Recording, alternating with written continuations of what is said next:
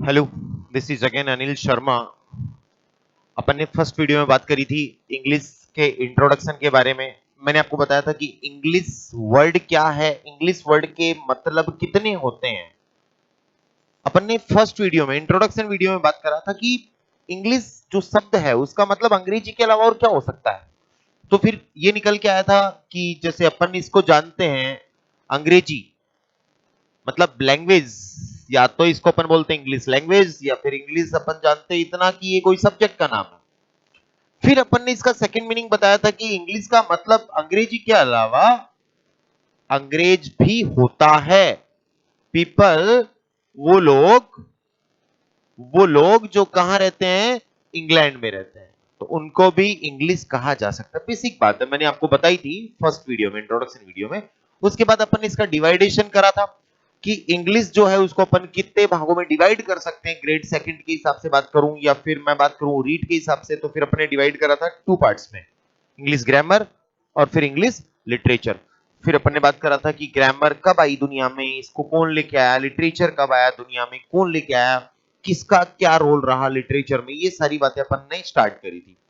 आज मैं आपके सामने थोड़ा सा ग्रेड सेकंड के बारे में, देखो, जो स्टूडेंट्स ग्रेड सेकंड की तैयारी कर रहे हैं, मैं उनको बता दूं कि जैसे अपन ग्रामर पढ़ते हैं, इंग्लिश का जो ग्रामर पार्ट है, इंग्लिश का जो ग्रामर पार्ट है उसमें ऑलमोस्ट टॉपिक कवर किए हुए हैं। इंग्लिश ग्रामर के लगभग सारे टॉपिक आपके सिलेबस में कवर किए हुए हैं। लाइक अपन बैंक की तैयारी करते हैं, बैंक पीओ करते हैं, बैंक क्लर्क की तैयारी करते हैं, एसएससी सीजीएल, या फिर अपन एयरफोर्स, या कोई भी पटवार, या फिर वीडियो, तो वहां पर जो भी ग्रामर आपने पढ़ी या पढ़ते हैं लोग, वो सारा इकट्ठा होकर के आपके सिलेबस में ऐड है। तो कंप्लीट ग्रामर आपको आनी चाहिए, ये एक पहली बात। दूसरा, फिर लिटरेचर की बात करें तो लिटरेचर में आपको यहां पर जो सिलेबस में ऐड किया गया है वो तीन चीजें ऐड करी गई हैं। तो देखो, एक तो लिटरेचर में आपको ऐड किया गया लिटरेरी मूवमेंट्स। अब ये लिटरेरी मूवमेंट्स क्या है, इसके बारे में मैं थोड़ा सा इंट्रोडक्शन देता हूं।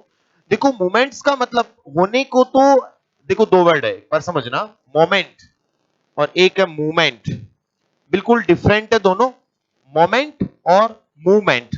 तो मोमेंट का मतलब तो पल या क्षण, पल या क्षण, इसको कह सकते हैं synonym to second. But the second word is movement. Movement का मतलब अपन जनरली इसको कहते हैं हलचल। मूवमेंट, कोई मूवमेंट है क्या, हलचल।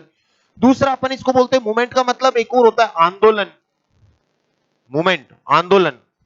हालांकि आंदोलन को डिमॉन्स्ट्रेशन भी कहते हैं। इंग्लिश में एक वर्ड के बहुत सारे जो हैं वर्ड्स बनते हैं। और तीसरा, यहां पर मूवमेंट का मतलब निकल के आता है बदलाव। बदलाव, चेंजेज। ऐसे अपन चेंजेज को भी बहुत कुछ कह सकते हैं, जैसे चेंज, बदलाव को अपन क्या बोलते हैं, चेंज। बदलाव को अपन बोलते हैं कंस्ट्रक्ट, या कंस्ट्रक्शन बोल दूं मैं। बदलने को अपन बोलते हैं टीआरएन, टर्न।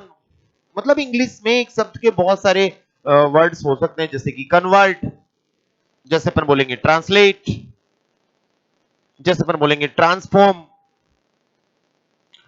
ये मैंने आपको कुछ वर्ड बताए जिन सभी का मतलब बदलना होता है, बदलाव होता है। इनका सबका यूज अलग अलग जगह होता है। ये वोकैब सेशन की बातें, एंटोनिम सिनोनिम की बातें जो आपके सिलेबस में इंक्लूड है, वो बाद में अपन बात करेंगे। फिलहाल मैं बात कर रहा था लिटरेरी मूवमेंट्स।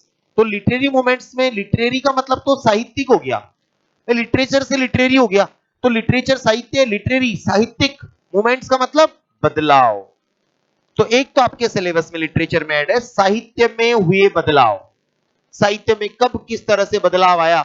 साहित्य में अलग अलग पीरियड्स हैं, अलग अलग अवधियां हैं, अलग अलग समय हैं जिसमें अलग अलग कवि पैदा हुए और उन्होंने लिटरेचर को बहुत कुछ कंट्रीब्यूट किया, दिया।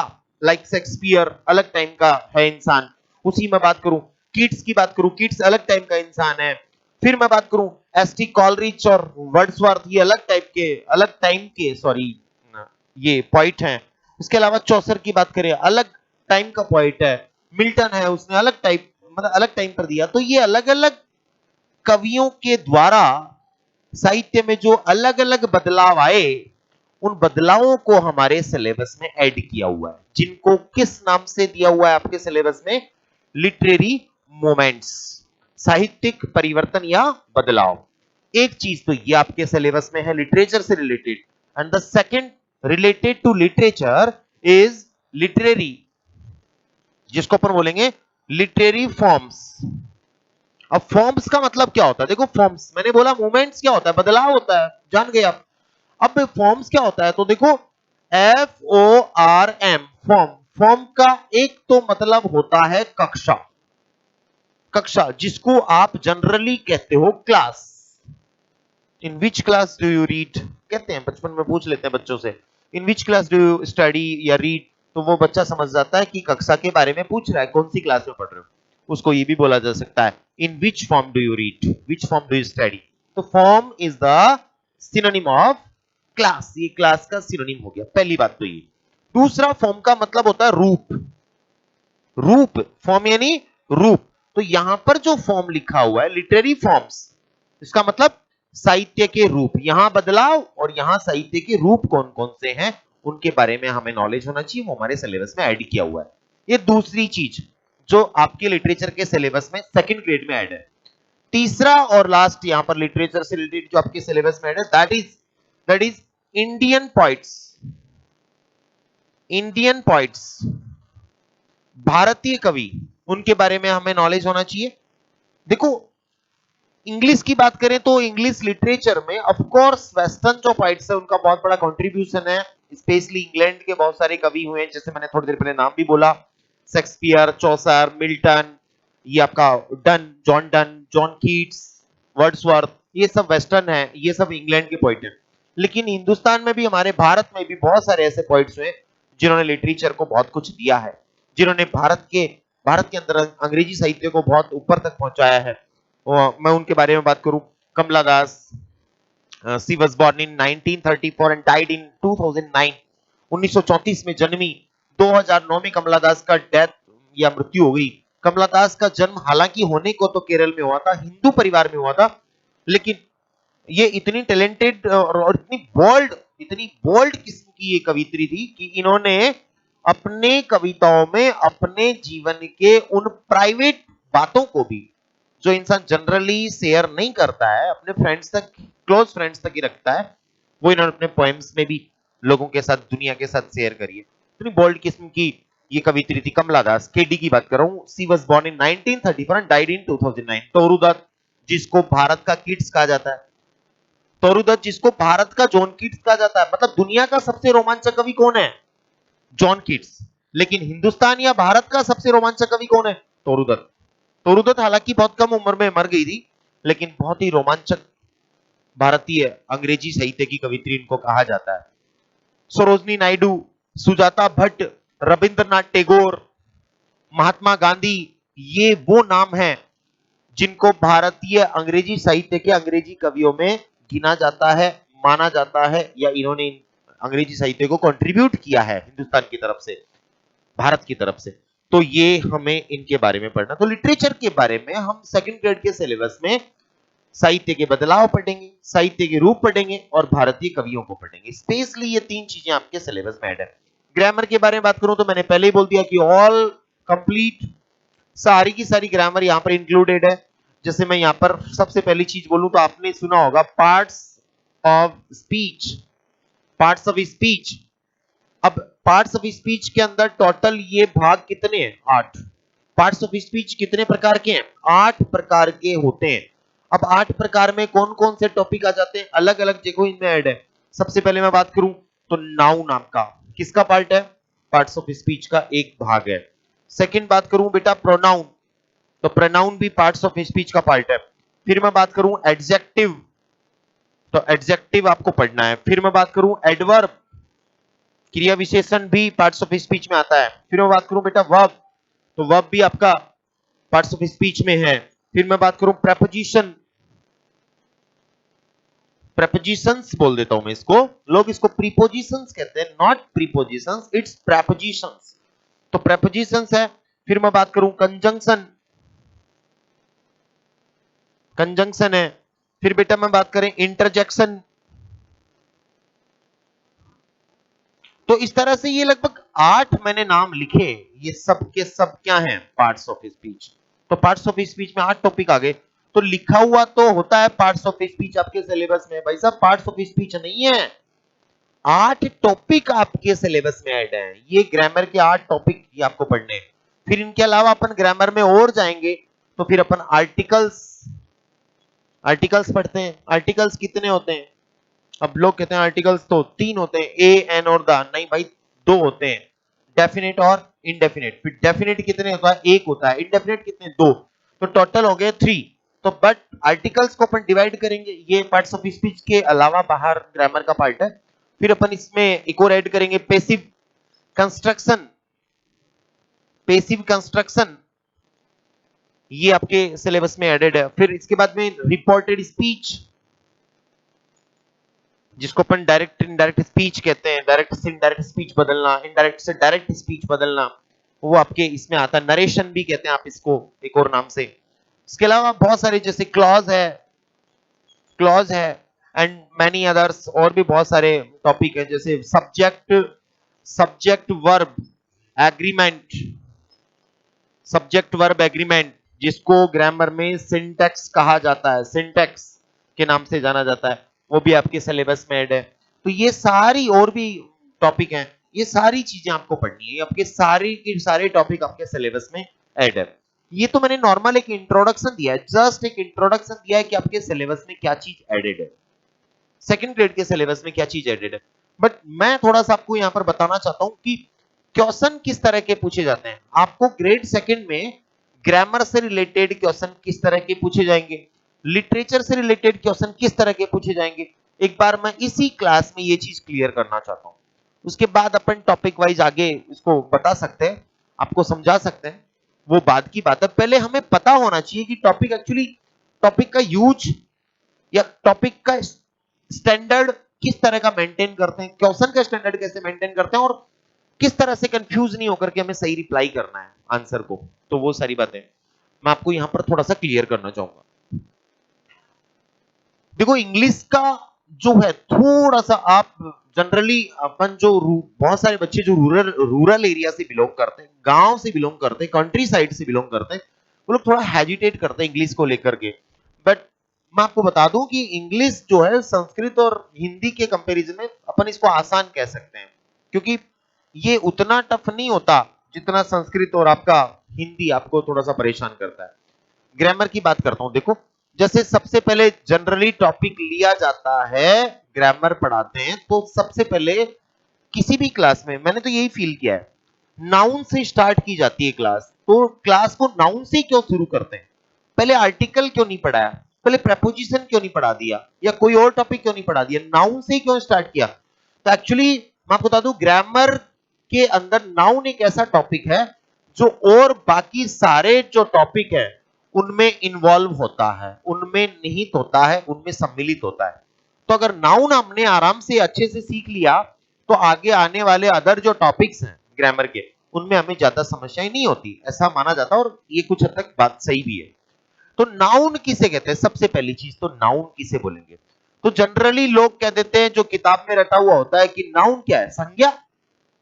फिर नेक्स्ट किसी से पूछ लिया जाए बेटा तो संज्ञा किसे कहते हैं, तो फिर हिंदी पढ़ी है लोगों ने, पढ़ी भी है, तो वो बता देते हैं किसी व्यक्ति वस्तु स्थान प्राणी ये वो के नाम को संज्ञा कहते हैं। तो ये वो स्थान व्यक्ति प्राणी बोलने की जरूरत क्या है? आप इसको एक ही चीज बोल दो ना कि नाउन क्या है, नाम, नाम ही नाउन है, संज्ञा मत बोलो, इसको छोड़ दो 2 मिनट के लिए। नाउन किसे कहते हैं? अरे भाई नाम को नाउन कहते हैं। किसके नाम को कहते हैं नाउन? तो एनी नेम, दुनिया का कोई भी नाम क्या होता है? नाउन होता है। ये एक परिभाषा हो गई, छोटी सी परिभाषा हो गई, सिंपल लैंग्वेज में हो गई। नाउन की डेफिनेशन क्या होती है? Noun is a name, noun is nothing but a name, noun is a naming word, A naming word is called noun. आप जो मर्जी बोल सकते हो, लेकिन मैं इसको थोड़ा सा और इजी कर दूं समझाने के लिए। बेटा नाउन उसे कहते हैं कि हमारी जो आईज हैं, हमारी आंखें हैं, इस दुनिया में जो भी चीज हमारी आंखें देख सकती हैं या देखती हैं, इस दुनिया में आंखों से जो भी चीज आप देख रहे हो ना, इस पूरी दुनिया में आंखों से जो भी चीज आप देख रहे हैं, वो सब के सब क्या है? कुछ नहीं है सिवाय नाउन के। जो दिख रहा है वो नाउन है। मुझे टेबल दिख रही है यहां पर, नाउन है। मुझे आप लोग स्टूडेंट्स यहाँ दिख रहे हैं, नाउन है। मुझे यहाँ पर ये फैन दिख रहा है, नाउन है। लेक्चर स्टैंड है, नाउन है। पानी की बोतल भी रखी हुई है, नाउन है। ये बोर्ड नाउन है क्योंकि आंखों से दिख रहा है मुझे। दीवार भी दिख रही है, नाउन है। ये बल्ब, ये एलईडी चल रहा है, ये नाउन है। दुनिया की हर वो चीज नाउन है जिसे आप आंखों से देख सकते हो। फिर इसमें देखो एक चीज मैं आपको बताऊं, जैसे लोग कहते हैं लाफ, हंसना। लोग कहते हैं वॉक, चलना। चलना आपको दिखता है? अभी now I am walking on the platform, now I am walking on the platform. बताओ आपको चलना दिख रहा है? नहीं, आप चलने को नहीं देख रहे हैं। बोला जाता है कि हाँ सर दिख रहा है ना चलना, आप चल रहे हो हमें दिख रहा है। नहीं, चलना कभी भी नहीं देख सकते आप। क्यों? क्योंकि ये क्या है? वर्ब है। वॉक वर्ब है, वर्ब कभी दिखाई नहीं देती है। बोलेंगे सर चलना तो दिख रहा है। नहीं बेटा, आपको दिख रहे हैं पांव, आपको दिख रहे हैं मेरे हिलते हुए पांव, चलना नहीं दिखाई दे रहा है। नहीं सर आप चल रहे हो तो चलना तो दिख ही रहा है। ये फिर आप आर्ग्यू कर सकते हो। तो अगर जिसको लग रहा है कि चलना दिख रहा है तो आप मेरे से ज्यादा दूर नहीं हो, कम और टच करके बता दो चलने को। चलना कहां है उसे छू के बता दो। तो आप एटलीस्ट आप कम से कम मुझे छू के बता दो, तो आप उसे नहीं छू सकते। आप क्या कर सकते हैं ज्यादा से ज्यादा कि आप मेरे पांव को टच कर सकते हो। तो आपने छुआ किसको? पांव को, क्योंकि दिख क्या रहा था आपको? पांव। चलना दिखता तो आप उसे छू लेते। तो मतलब चलना नहीं दिखता, पांव दिखते हैं। हंसना नहीं दिखता, दांत या मुंह दिखता है, होठ दिखते हैं, तो वो नाउन है। लेकिन हंसना नाउन नहीं है क्योंकि ये क्या है? वर्ब है। वर्ब दिखाई नहीं देती बेटा, वर्ब कभी भी आंखों से नजर नहीं आती है। ये मैंने एक तरह से दोनों की एक साथ डेफिनेशन बता दी। वर्ब किसे बोलते हैं बेटा? जो चीज हमें दिखाई नहीं देती उस एक्शन को वर्ब कहते हैं। एक्शन क्या है? कार्य। कार्य क्या है? वर्ब, क्रिया। तो बेटा क्रिया उस एक्शन को कहते हैं जो कभी भी आंखों से विजिबल नहीं होता, दिखाई नहीं देता है। दिखाई क्या देता है? जो दिखाई दिया वो तो क्या हो गया? नाउन हो गया। तो एक तो अपन नाउन को, बेटा मैं यहां पर नाउन के बारे में थोड़ा सा जिक्र कर रहा हूं आपके पास। नाउन को एक तो अपन बोलते हैं जो आंखों से विजिबल होता है। दुनिया में जो भी चीज आंखों से विजिबल होती है वो क्या है? नाउन है। लेकिन कुछ ऐसे नाउन भी होते हैं जो इनविजिबल होते हैं, जो अदृश्य होते हैं, जो दिखाई नहीं देते, जिनको बेटा आप लोग कहते हो एब्स्ट्रैक्ट नाउन। क्या बोलते हो आप इसको? एब्स्ट्रैक्ट नाउन, या फिर भाववाचक संज्ञा भी हिंदी में इसको आप बोलते होंगे। तो एब्स्ट्रैक्ट नाउन कभी भी आंखों से नजर नहीं आता। कैसे नहीं आता वो देखो। एब्स्ट्रैक्ट नाउन किसे बोलेंगे? तो मैं आपको बोलूं डेथ, मृत्यु। मैं बोलूं लव, प्रेम। एक और मैं लिख देता हूं हैट। मैं यहां पर लिख देता हूं ब्रेवरी, बहादुरी। मैं यहां पर लिख दूं कॉवर्डनेस, कायरता जिसको बोलते हैं। मैं और लिख दूं ऑनेस्टी, जिसको आप लोग ईमानदारी कहते हो। क्या ये आंखों से नजर आती है? नहीं। नाउन है ये सारे, लेकिन क्या ये आंखों से नजर आते हैं? मैंने बोला आंखों से नजर आने वाली चीज नाउन है, हाँ वो तो है ही। लेकिन कुछ ऐसे नाउन भी होते हैं जिनको एब्स्ट्रैक्ट नाउन कहते हैं, वो आंखों से नजर नहीं आते हैं। For example all these. बेटा मृत्यु कभी आंखों से नजर नहीं आएगी। इसको ऐसे समझ सकते हैं बेटा कि इस दुनिया में जब भगवान ने हमें इंसानों को दुनिया में भेजा, जब भगवान ने हम इंसानों को दुनिया में भेजा तो हमें 5 पावर्स, 5 पावर्स दिए। भगवान ने हमें 5 शक्तियां दे दी। नंबर 1 हमें पावर दिया कि आंखें देखने के काम आएगी, जा आंखें ले जा देखना दुनिया को। दूसरा उसने हमें दिया भगवान ने नोज, नाक, स्मेल करने के लिए। तीसरा भगवान ने हमें पावर दिया ईयर, कान, सुनने के लिए। चौथा पावर हमें भगवान ने दिया स्किन, त्वचा, फील करने के लिए। एंड लास्ट पांचवा जिसकी मैं बात कर रहा हूं, टंग, जीभ, टेस्ट करने के लिए। तो भगवान ने हमें दुनिया में भेजा तो 5 पावर देके भेजे। जिस चीज पर, जिस नाउन पर ये 5 पावर काम नहीं करेंगे वो एब्स्ट्रैक्ट नाउन होता है। चेक कर लो, मशीन हो गई डेथ। मृत्यु कभी आंखों से नजर आती है? नहीं आएगी। मृत्यु को मृत शरीर नजर आ जाएगा, डेड बॉडी नजर आ जाएगी, मृत्यु नजर नहीं आएगी। ना नाक से आप मृत्यु को स्मेल कर सकते हो, ना अपन मृत्यु की आवाज सुन सकते हैं, ना अपन मृत्यु को छू सकते हैं। मरे हुए इंसान को छू सकते हो, मृत्यु नहीं, डेथ को नहीं। जीभ से टेस्ट नहीं कर सकते। इट मींस डेथ कौन सा नाउन हुआ? एब्स्ट्रैक्ट। प्यार, लव, लव को आंखों से देखा है? फिल्मों में तो डायलॉग आता है, तुम्हें मेरी आंखों में क्या नजर आता है? प्यार नजर आता है। भाई साहब प्यार नजर नहीं आ रहा है उसको, मे भी कुछ भी नजर आ सकता है, और बाकी प्यार कभी भी आंखों में नजर नहीं आएगा। प्यार महसूस कर सकते हो, नजर नहीं आता। अगर आंखों में नजर आ रहा, निकाल लो खींच के थोड़ा सा बाहर, आपको जरूरत तो है ही प्यार की, थोड़ा निकाल लो, बट वी कैन नॉट सी, हम देख नहीं सकते। प्यार आंखों से नहीं दिखता, प्यार को स्मेल नहीं कर सकते, प्यार को आप सुन नहीं सकते उसकी आवाज। प्यार जो आपसे करता है उसकी आवाज सुन सकते हो, प्यार की नहीं सुन सकते। स्किन छू नहीं सकते आप लव को, ना इसको टेस्ट कर सकते। So love abstract noun. सारी चीजें, ऑनेस्टी, ईमानदारी, आज तुमने बड़ी ईमानदारी दिखाई, मुझे खुश कर दिया। ईमानदारी दिखाई नहीं जाती यार, ईमानदारी एक्चुअली महसूस करता है इंसान कि वो ईमानदार है कि बेईमान है कि कायर है कि बहादुर है। तो ये सारी चीजें आप ना देख सकते, ना स्मेल कर सकते, ना छू सकते हैं, ये पांचों पावर वहां पर फेल है। तो जिस नाउन पर पांचों पावर फेल हो गए, कौन सा नाउन हो गया? Abstract noun. भाववाचक संज्ञा, सबका अलग अलग रूल है। मैं भी एक छोटा सा एग्जांपल बताऊंगा, आप यहां पर गौर करना।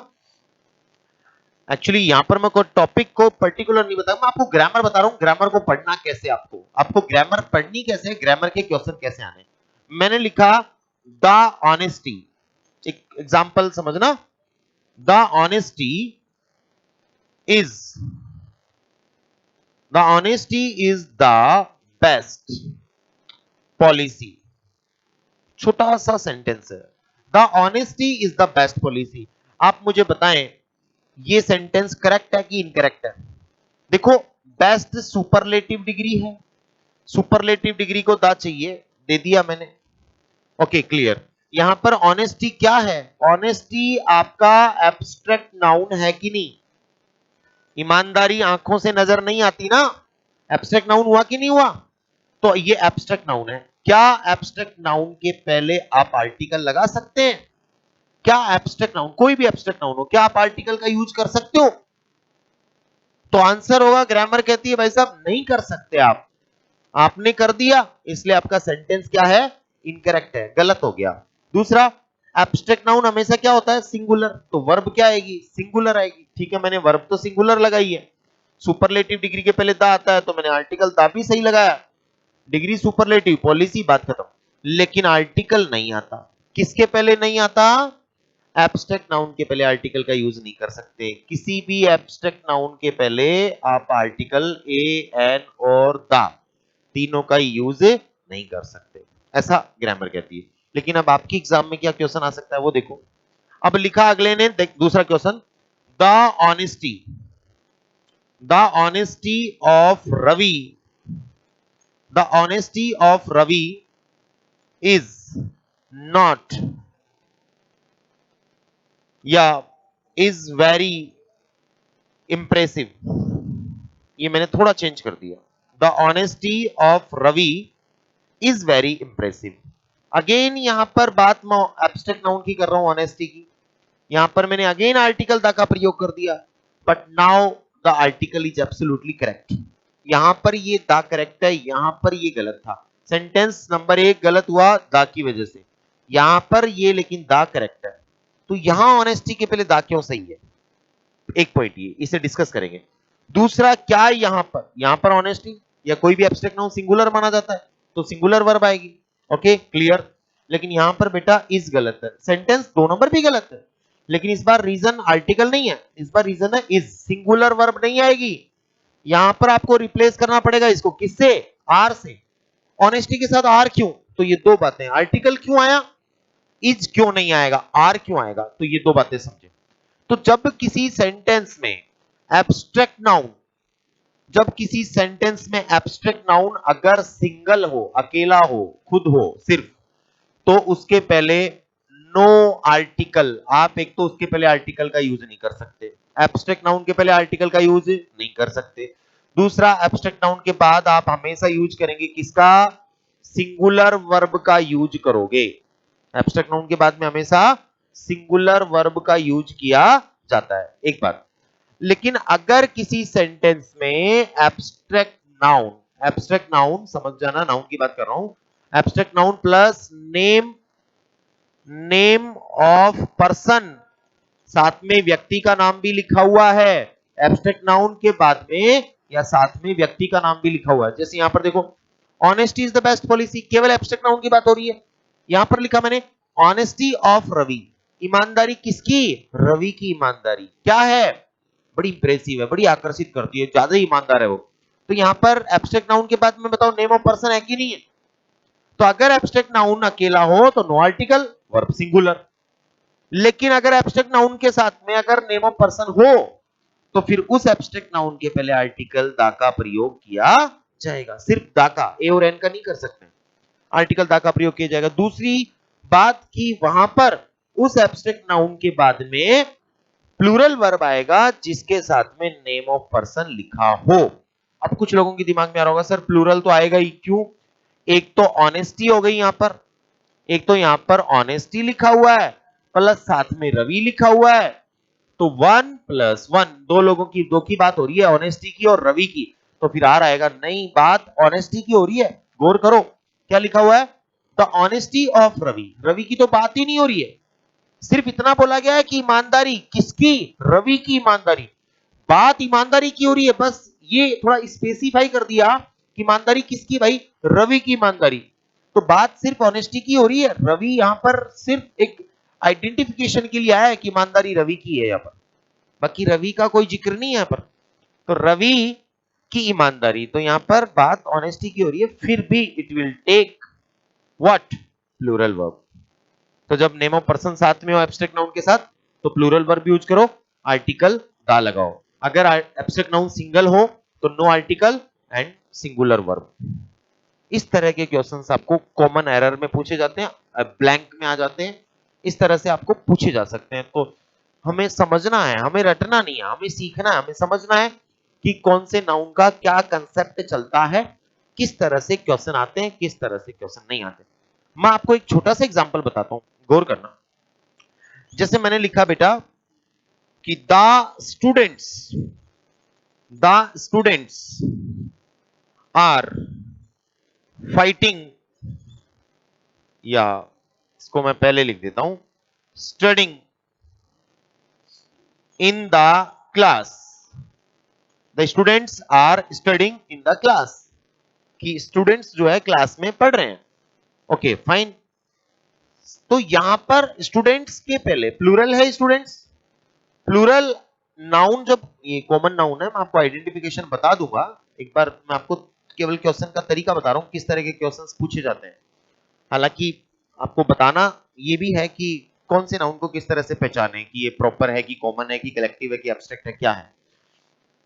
स्टूडेंट्स प्लूरल है, प्लूरल नाउन कॉमन नाउन अगर सब्जेक्ट बन के आए या प्लूरल कॉमन नाउन के पहले कभी भी आर्टिकल का यूज नहीं करते हैं, आर्टिकल गलत है यहां पर, तो ये सेंटेंस गलत हो गया। प्लूरल कॉमन नाउन आर्टिकल नहीं लेता है तो ये सेंटेंस हो गया गलत। अब सेंटेंस नंबर 2 की बात करते हैं। The students, the students are fighting, the students are fighting in the class, the students are fighting in the class. अभी भी मैंने स्टूडेंट्स ही लिखा है, मैंने अभी भी आर्टिकल दा का प्रयोग किया है। यहां पर स्टूडेंट्स के पहले आर्टिकल दा गलत, लेकिन यहां पर ये क्या है? करेक्ट है। क्यों? क्योंकि जब कोई प्लूरल कॉमन नाउन हो तो आर्टिकल नहीं लगाते, ओके क्लियर, नहीं लगाते। लेकिन जब वही प्लूरल कॉमन नाउन अगर अपने काम से हटके काम कर रहा है, अरे स्टूडेंट्स का काम क्लास के अंदर क्या है? पढ़ने का। ऊपर वाले सेंटेंस में स्टूडेंट्स क्लास में पढ़ रहे हैं, तो वही काम कर रहे हैं जिसके लिए वो स्टूडेंट्स बोले जाते हैं, ये क्लास में उनका जो काम है। बट यहां पर स्टूडेंट्स ने क्या काम किया? फाइटिंग। कहां पर? क्लास में। तो स्टूडेंट्स का काम क्लास में फाइटिंग करने का नहीं है, इसका मतलब उन्होंने अपने काम से विपरीत या हटके काम किया, थोड़ा सा डिफरेंट काम किया। तो जब कोई प्लूरल कॉमन नाउन अपने काम से हटके काम कर रहा हो उस कंडीशन में वो प्लूरल कॉमन नाउन आर्टिकल दा लेता है। तो इस तरह से ये एरर का क्वेश्चन हो गया।